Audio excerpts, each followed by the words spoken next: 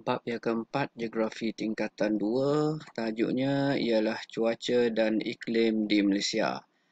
Okey, dalam tajuk ni kita akan tengok beberapa perkara yang kita perlu terokai, iaitu yang pertamanya jenis iklim, yang kedua pengaruh cuaca dan iklim terhadap kegiatan manusia di Malaysia, yang ketiga kesan aktiviti manusia terhadap cuaca dan iklim di Malaysia, dan yang keempat perubahan cuaca dan iklim di Malaysia. Okey, jadi kita akan tengok satu persatu secara ringkas bagi memenuhi keperluan sukatan dalam DSKP. Okey, kita akan tengok dulu jenis dan ciri iklim yang terdapat yang ada di Malaysia. Yang pertamanya, kita kena rujuk kepada suhu. Suhu maksudnya apakah jenis iklim di Malaysia? Kaitannya ialah iklim ni kaitan perkara yang berkaitan dengan iklim seperti purata suhu, hujan, tekanan udara dan angin di sesuatu tempat itu di Malaysia lah. Okey.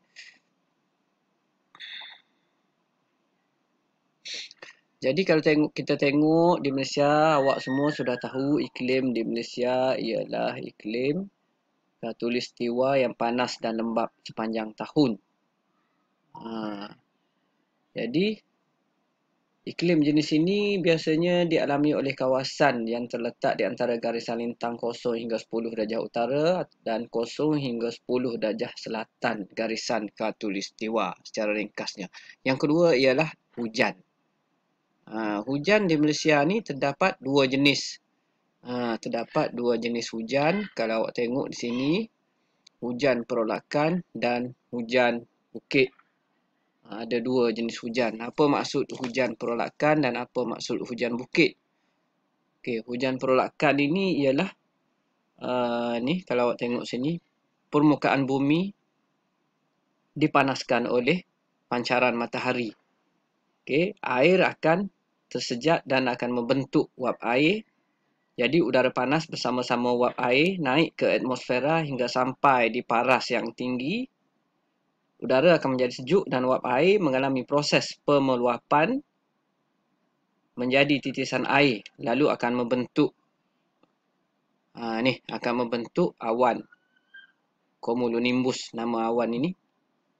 Maka apabila sampai satu masa, biasanya sebelah petang hujan akan turunlah, diikuti kilat dan petir.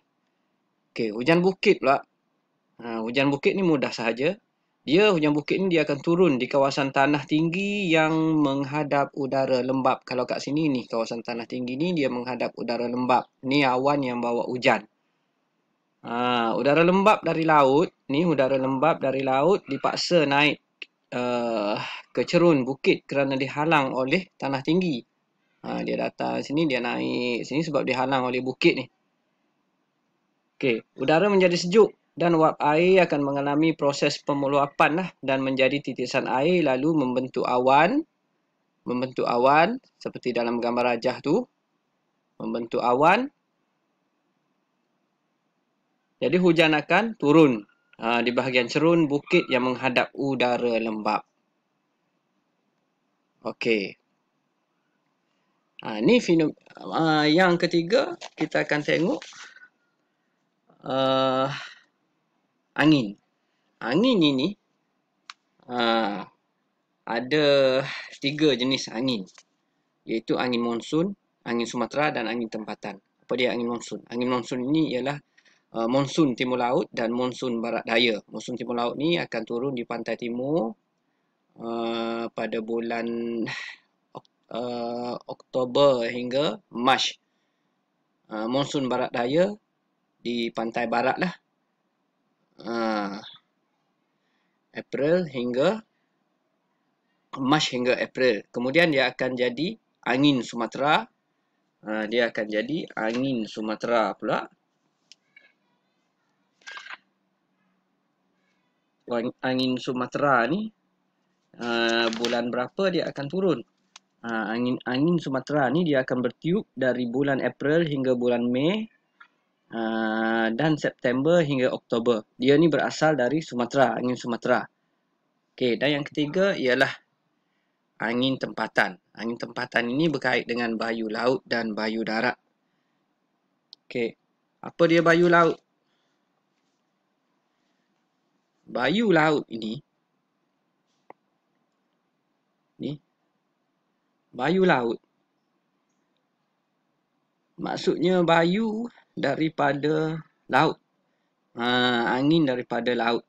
Angin tempatan yang berlaku pada waktu siang di kawasan berhampiran pantai, ia berlaku kerana tekanan udara di permukaan laut lebih rendah daripada tekanan udara di darat. Jadi udara akan bergerak dari laut yang bertekanan rendah tadi, dari laut yang bertekanan tinggi ke daratan yang bertekanan rendah. Ini kita panggil bayu laut. Manakala bayu darat ni dia terbalikkan daripada bayu laut lah. Maknanya angin daripada darat menuju ke laut. Dia berlaku pada waktu malam di pantai, di kawasan yang berhampiran pantai ya. Ia berlaku kerana tekanan udara di darat lebih tinggi daripada tekanan udara di laut. Maka udara bergerak dari daratan yang tekanan dia tinggi ke laut yang di mana tekanan dia rendah. Okey. Seterusnya kita tengok pengaruh cuaca dan iklim terhadap kegiatan manusia di Malaysia. Okey, yang ini mudah sahaja. Jadi iklim khatulistiwa lah yang panas dan lembap sepanjang tahun akan menggalakkan penanaman, aktiviti tanaman pelbagai jenis seperti padi. Ni contoh ni padi lah, banyak lagi tanaman lain, kelapa sawit, lada hitam. Pertanian lah satu pengaruh dia. Yang kedua ialah pembalakan. Ni contoh pembalakan. Sebab suhu yang tinggi dan jumlah hujan yang banyak di Malaysia ini akan menggalakkan pertumbuhan hutan hujan tropika. Kayu cengal, meranti, keruing, nyatuh terdapat di hutan hujan tropika. Pengaruh lain pula ialah aktiviti perikanan. Aktiviti perikanan ni, dia pengaruh dia apabila monsun timur laut, dipanggil musim tengkujuh lah, semasa bulan November hingga Mac, Laut Cina Selatan sangat bergelora, jadi berbahaya lah untuk nelayan turun ke laut. Jadi ini aktiviti dia.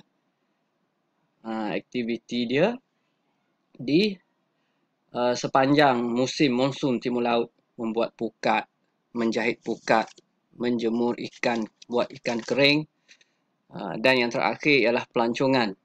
Iklim khatulistiwa yang panas dan lembap sepanjang tahun akan menarik minat ramai pelancong antarabangsa akan berkunjung ke Malaysia, di mana suhu air laut kita 20 hingga 30 darjah ni menggalakkan pertumbuhan batu karang dan aktiviti scuba yang menarik.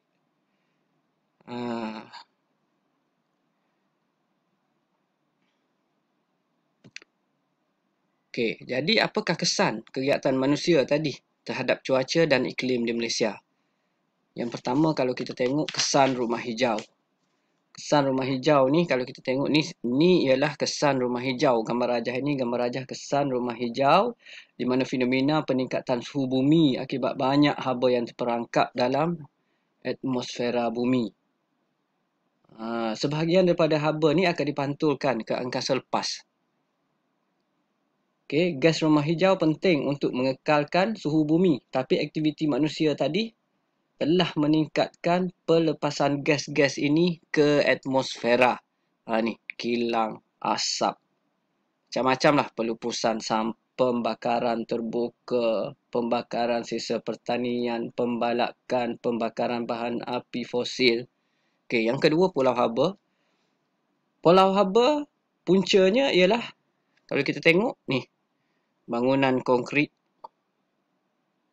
permukaan jalan raya yang berturap, kekurangan tumbuh-tumbuhan di bandar, kesesakan lalu lintas dan bahan pencemar. Ini menyebabkan menyebabkan fenomena suhu kawasan di bandar itu lebih panas daripada kawasan sekitarnya.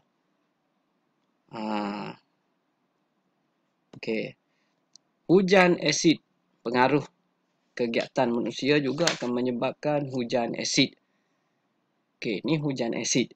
Hujan asid ni ialah hujan yang mengandungi asid lemah. pH dia kurang daripada 5.6. Ia berlaku di kawasan yang tercemar dengan teruk lah, terutamanya di kawasan perindustrian. Kerana pembakaran bahan api fosil oleh kilang ke stesen janakuasa ke kenderaan menyebabkan gas sulfur dioksida bebas ke udara, bermacam-macam gas lah, karbon dioksida apa semua terdapat banyak di atmosfera. Jadi gas-gas ini akan terlarut dalam wap air menghasilkan asid sulfurik dan asid nitrik. Maka ia akan bercampur dengan air hujan. Okey. Dan yang terakhir sekali ialah jerebu. Jerebu ni satu fenomena disebabkan oleh zarah-zarah halus yang tidak nampak oleh mata kasar terampai-ampai atau terapun di atmosfera dalam kepekatan yang tinggi. Biasanya berlaku akibat oleh letusan gunung berapi, pembakaran hutan, pembakaran terbuka, pembakaran bahan api fosil, kenderaan, kilang. Itu perkara yang menyebabkan jerebu. Kemudian yang terakhir sekali ialah fenomena El Nino. Perubahan cuaca dan iklim, fenomena El Nino. Fenomena El Nino ni dia ada dua keadaan, dalam keadaan normal dan semasa El Nino, di mana ia berkait rapat dengan tekanan rendah angin timuran yang dibawa dari Lautan Pasifik. Jadi awak boleh baca buku teks yang ini. Fenomena El Nino ni. Okey, fenomena El Nino secara ringkasnya saya boleh dikatakan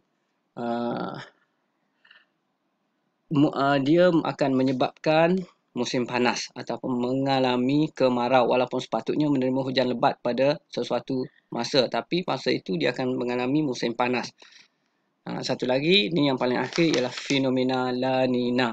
Fenomena La Nina ini ia menyebabkan peningkatan jumlah hujan yang turun di kawasan yang tidak sepatutnya berlaku hujan sebegitu, boleh menyebabkan banjir besar seperti yang pernah berlaku di negara kita pada tahun 2014. Okey. Sekian untuk tajuk ini. Terima kasih.